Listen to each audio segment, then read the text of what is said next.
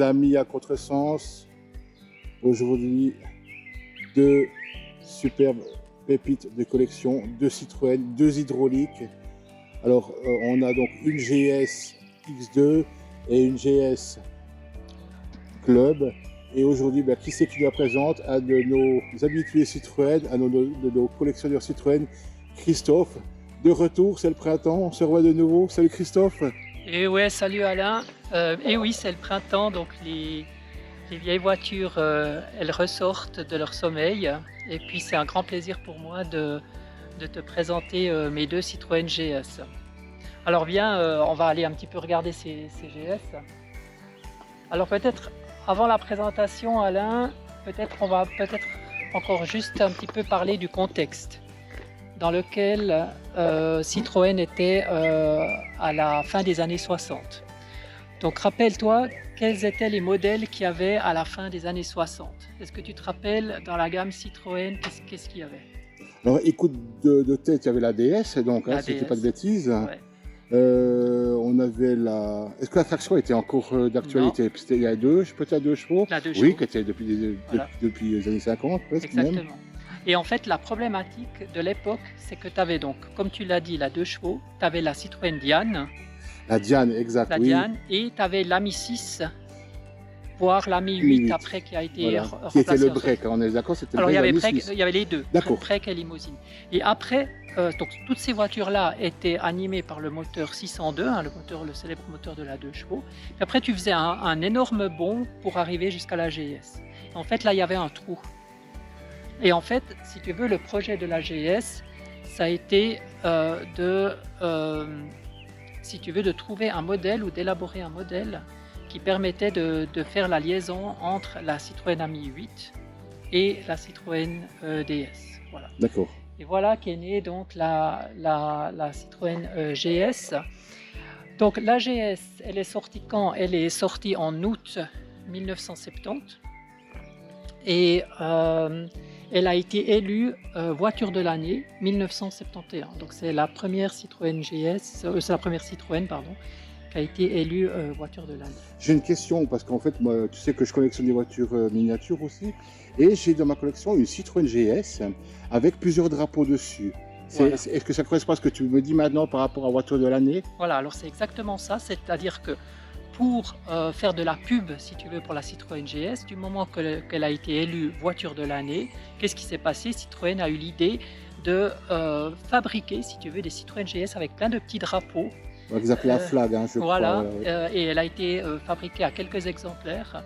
Et c'était pour expliquer justement qu'elle avait été élue voiture de C'est bien l'année. ça, voilà. Donc je vous mettrai une petite photo dans la vidéo pour que les gens comprennent bien. Voilà.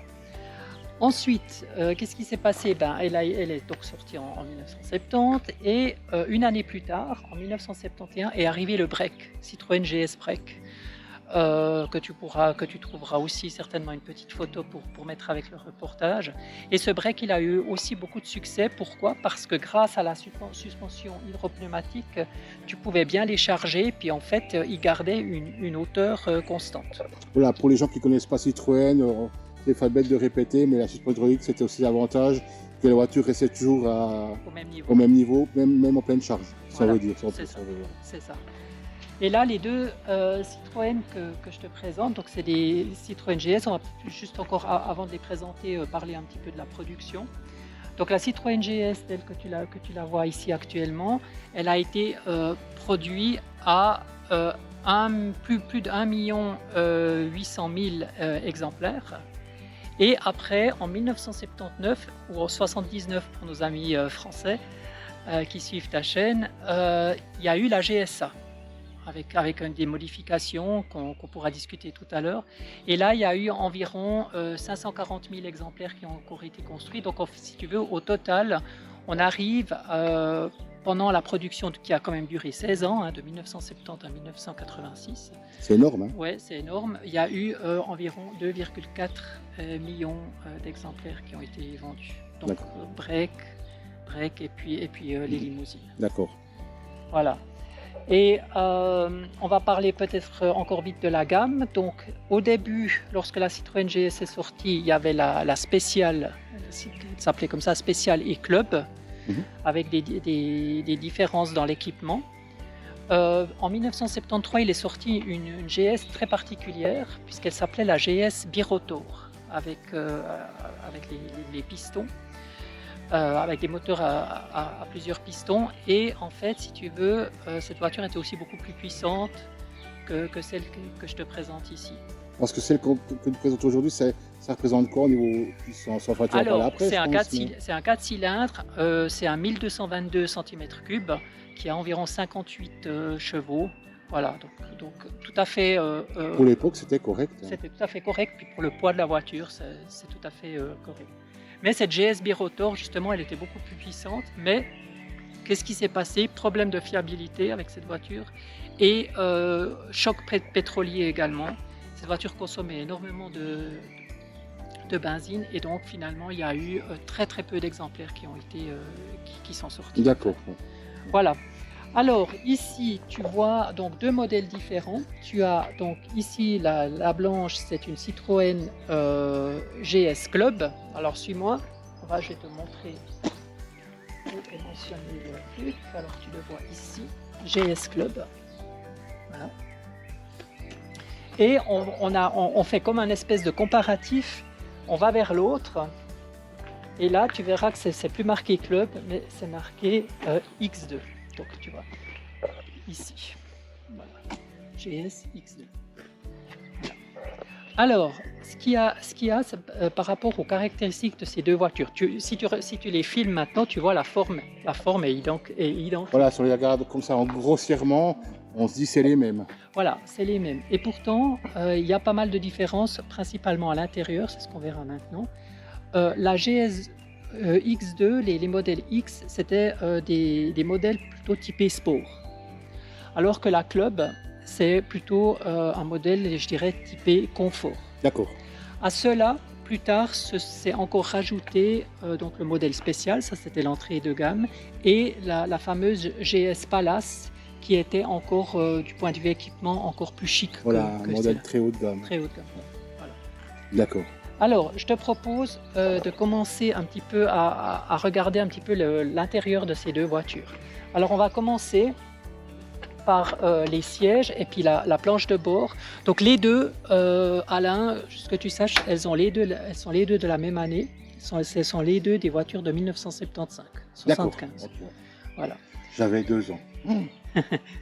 Ça c'est c'est une voiture suisse, hein, donc, qui était pour le marché suisse. Oui. Ça, c'était une voiture pour le marché espagnol. D'accord. Voilà.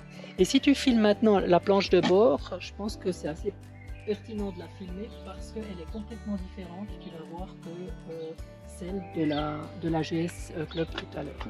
Et même les sièges, si tu filmes les sièges, c'est des sièges noirs avec appui-tête intégré. D'accord, oui, c'est complètement intégré. Donc complètement intégré. C'est quoi? C'est du cuir ou c'est du style? C'est du simili-cuir. D'accord.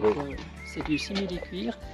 Et on va peut-être aussi encore ouvrir la porte arrière. Donc tu vois, à l'arrière, là, autant la couleur orange est très flashée à l'extérieur, mais alors l'intérieur, c'est noir. Très sombre. Hein, voilà. Très sombre, très noir. Voilà. Mais par contre, elle est en super état. Je tiens à le souligner, parce que des fois, il y a toutes ces années-là, mais celle-là, elle est vraiment... Je ne sais pas celle qui est refaite ou si elle est dans son jus. Oui, elle a été partiellement refaite, voilà. Mais elle est... Par exemple, l'intérieur n'a pas été refait. Voilà, donc c'est quand même. Mais il est encore dans un bon état. Puis maintenant, je te propose d'aller dans la Club, puis tu verras que là, ça va être passablement différent. Alors, déjà, rien qu'au niveau des sièges, alors, tu vois, les sièges, déjà... Là, on a plutôt du velours, hein, c'est du tissu. Hein, c'est du tissu et par contre il n'y a pas d'appui-tête, tu vois. Voilà, les appuis-têtes ne sont pas intégrés, mais tu as du tissu, c'est justement pour montrer un petit peu le... Plus cossu. Plus cossu. Oui. Si tu regardes aussi à l'arrière, tu as même un accoudoir central, tu vois, là, qui fait donc très voiture confortable. Ça fait penser à ta Citroën CX qu'on a fait à l'époque, aussi avec ce gros accoudoir à l'arrière. Voilà. Hein, les sièges cossus. Exactement. Ouais. Et puis ce qui change aussi beaucoup, c'est le tableau de bord. Alors, regarde le tableau de bord, complètement différent que celui que tu as vu de la X2, avec la fameuse petite lunette pour la boîte, pour La vitesse. La vitesse, voilà. Ouais. Je vais, La petite boule, le petit aquarium, là, comme j'appelais ça quand j'étais gamin. Voilà. On aurait dit, c'était la petite boule qui tourne en fait. Voilà, c'est ça. Puis je peux peut-être allumer comme ça on Oui, le voit mieux, ouais, oui. hein. Hop.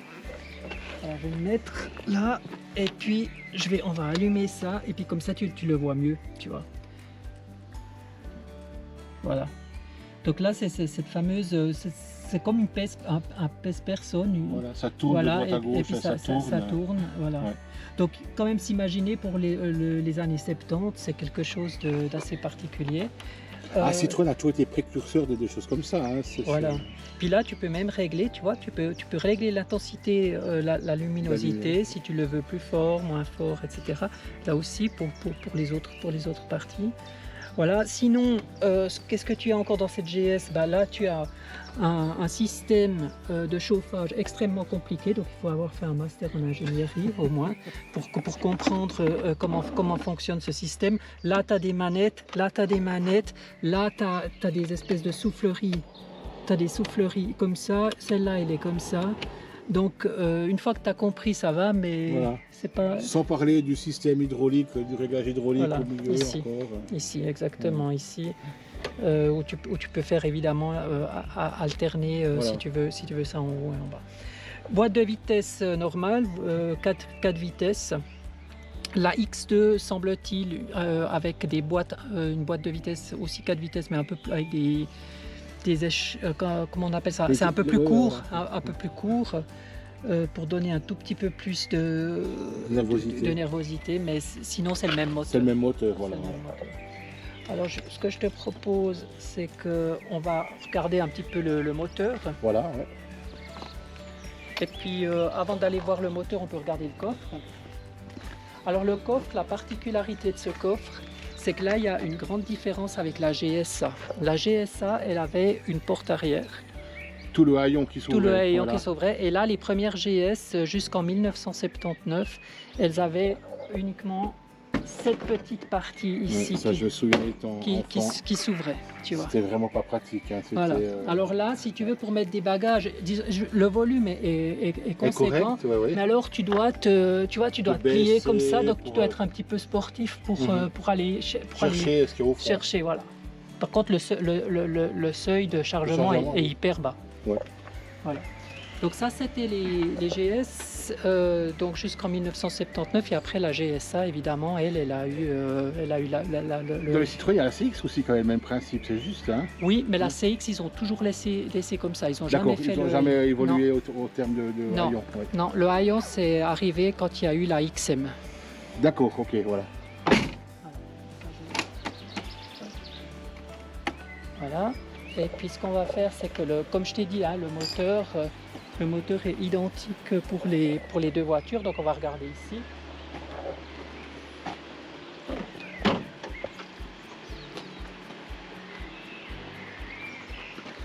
Alors hop, on va ouvrir ça. Voilà. Donc tu vois une roue de secours très présente, évidemment. Là, et puis si tu veux, alors là tu as les sphères hein, que tu vois très bien. Voilà les fameuses sphères hydrauliques Citroën, voilà, donc, pour les gens qui connaissent. Aussi avec ici pour mettre le liquide, voilà, et la chaîne. Et donc comme je t'ai dit tout à l'heure, un moteur de 1,2, c'était une 6 chevaux fiscaux. Et voilà, c'est une voiture que la puissance suffit pour aller sur l'autoroute, etc. Tu peux environ faire, je dirais, une vitesse, en tout cas c'est ce qu'avait annoncé le constructeur, d'environ 150 km/h. Et s'il faut se rendre compte, c'est on pourrait croire quand on ouvre le capot que c'est une roue galette, oui. Mais en fait c'est la taille d'origine en 145. Exactement. Voilà, c'est ça qui est fou. Hein, exactement, avec le cric qui t'était livré, hein, le cric pour soulever la voiture. Ici tu as encore une bouteille de liquide à la chaîne, si jamais tu en as besoin. Donc voilà un petit peu pour le moteur de cette GS. Ici, si tu regardes, je vais refermer le moteur. Si tu regardes la face avant, alors là, il y a aussi ce que tu vois tout de suite avec la X2, c'est qu'elle a en plus des phares anti-brouillard. Donc ça, c'était d'origine sur la X2. Ça, c'était d'origine, mais uniquement sur la X2. Et ça voulait un petit peu démontrer un aspect... Ce côté sportif. Voilà. Voilà. Alors que là, tu vois, pour la version club, tu ne l'as pas. Alors les gens, je pense qu'il y a des gens qui vont se poser une question. Oui, Il y a une sorte de pare-buffle à l'avant. voilà. Alors c'est anecdotique, alors, mais toi dois un peu nous en parler, je pense. Voilà, alors ça, si tu veux, quand j'ai acheté ce véhicule, j'ai demandé au vendeur, j'ai dit mais c'est quoi cette espèce de pare-buffle là que l'ancien propriétaire avait mis et il m'a dit en fait c'était un accessoire si tu veux d'origine qui disait si vous mettez ça, en cas de choc, vous allez être beaucoup mieux protégé que si vous ne le mettez pas. Voilà. Donc c'était un petit peu comme argument de vente. Si tu mettais ça en cas de choc, ben voilà, Ce qui prête à sourire aujourd'hui, quoi. Mais c'est vrai qu'à l'époque, voilà. ça faisait costaud, ça donnait un côté plus costaud. Voilà. Exactement. Et puis finalement, d'abord j'hésitais un petit peu entre l'enlever ou le laisser, mais finalement je l'ai laissé puisque c'est un accessoire d'origine. Voilà, puis sur une voiture de stage, maintenant c'est des choses qu'il ne faut pas enlever. Voilà. Parce que ça fait partie de l'histoire de la voiture, des accessoires, des anecdotes. Voilà, exactement. Et puis si tu filmes un petit peu là le côté, alors je vais fermer la porte, tu verras que toute cette partie ici dans la GS Club, ben c'est comme un alu brossé. Alors que si tu vois les portes là-bas, le tour des portes de la X2, c'est noir. Voilà, d'accord. Et c'est volontaire pour rendre de nouveau la X2 un petit peu plus sportive. Voilà. Voilà, donc il y a quelques différences. Ici aussi, un accessoire de l'époque que l'ancien propriétaire avait mis pour protéger un petit peu les protège-portes, voilà. protège-portes, voilà. Mais c'était aussi quelque chose qui allait, en fait, si tu veux, dans les accessoires d'origine. Voilà. Après, il faut se dire, chez Citroën, après on a eu le même système quelques années plus tard, on avait les AirDogs, après sur les toutes dernières Citroën, Voilà. qui rappelaient un peu ce côté protection de porte, rétro. Exactement. Voilà. Donc ça, c'est un petit peu les différences, si tu veux, entre ces deux voitures. Donc finalement, moteur pratiquement identique, peut-être avec des rapports de boîte un peu plus courte ou un peu plus court du point de vue de la X2. Mais sinon, c'est la même voiture, simplement l'intérieur change voilà, en fonction du type qui est donné ou de l'orientation. Et vous verrez donc dans la vidéo qu'on vous fait aujourd'hui, on a fait un petit tour sur route avec les deux voitures. Et puis il y a des gens peut-être qui vont se poser la question, tiens, elles ont des phares jaunes. Est-ce que c'est volontaire que tu as laissé le phare jaune? Il y a des gens qui disent que si on peut laisser en phare blanc, phare jaune. Au jour d'aujourd'hui, Voilà. c'est toléré. Voilà, c'est toléré aussi, disons en Suisse. En France, de toute façon, c'est toléré, mais aussi en Suisse, c'est toléré puisque, entre guillemets, d'origine, en France, à l'époque, toutes les voitures avaient des phares jaunes.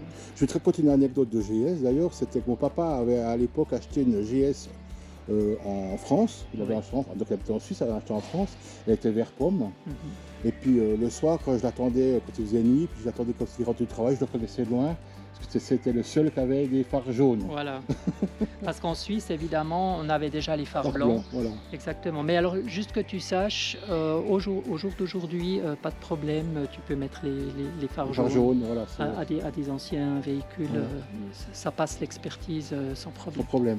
C'est une voiture vétéran, ça? C'est Oui. bête comme question, mais oui, du fait que tu as, parce qu'on a déjà dit dans d'autres reportages, tu as le même numéro d'immatriculation pour toute ta collection, Voilà. à savoir que tu as une vingtaine de voitures, hein, mais elles ont toutes le même numéro. À savoir qu'en Suisse, voilà, c'est assez particulier, hein, on n'est pas comme en France ou d'autres pays. Oui. Donc une voiture vétéran, donc c'est-à-dire qui est collection, on va dire, qui correspond, qui n'a pas été modifiée par rapport à son origine, tu as le droit de rouler avec le même numéro de plaque, étant donné que tu roules sur le principe toujours avec une seule voiture. Une à la fois. Donc, une à la fois, voilà, mais attention, il y a quand même... Ça dépend des cantons, voilà, hein, c'est le fédéralisme. Voilà, une petite spécificité, c'est par canton. Voilà.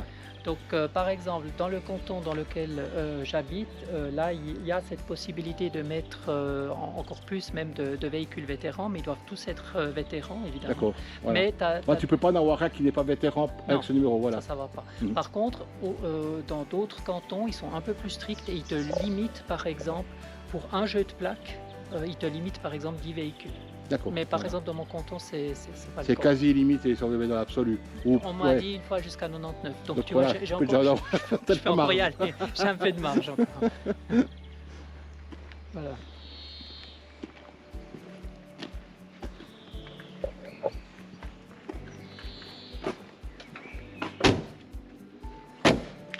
tout cas, Christophe, je te remercie infiniment encore pour ce moment passé. J'imagine et j'espère qu'on en aura d'autres encore parce que Oui. on en a fait déjà quelques-unes. À savoir, ben, si vous allez sur la chaîne YouTube, on a déjà fait donc ta Citroën Méhari, Oui, la DS, la DS, La BX, la BX, Peugeot la 104, 2 chevaux, la 2 chevaux, la voilà, Peugeot 104, la Saab, la Saab, oui, oui, la Fiat, la Fiat, la oui, Visa Chrono. la Visa Chrono. Donc Et il y puis, a. oui, ben, il y en a encore quelques-unes dans le garage. Voilà. Tu peux revenir, cher Alain. Voilà, exactement. Et vous verrez, il y a 2-3 petites pépites encore. Et je sais donc que tes voitures sont vraiment appréciées sur la chaîne YouTube parce que ça fait partie des meilleures vues. C'est ces belles voitures françaises. Ben, merci beaucoup. Moi, j'ai Donc, du plaisir à collaborer avec toi. Je veux aussi te remercier parce que tu fais quand même partie des gens. Sans des gens comme toi, la chaîne ne serait pas où elle en est aujourd'hui. Bon, Donc c'est quand même, ça me touche parce que voilà, il y a les voitures, il y a la passion.